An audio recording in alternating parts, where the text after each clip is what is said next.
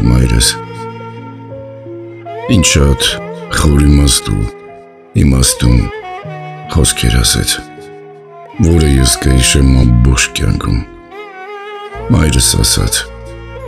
մի օր քեզ կհանդիպեն քո կյանքի ամենալավ ուսուցիչները, որոնք քեզ անպայման ամեն ինչ կսովորեցնեն։ Կոտրված սիրտը, դատակ գրպանը, անհաջողությունն ու քաղցած ստամոքսը ամենալավն են կյանքի դաս տալիս։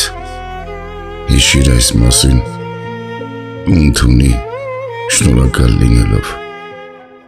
տղաս։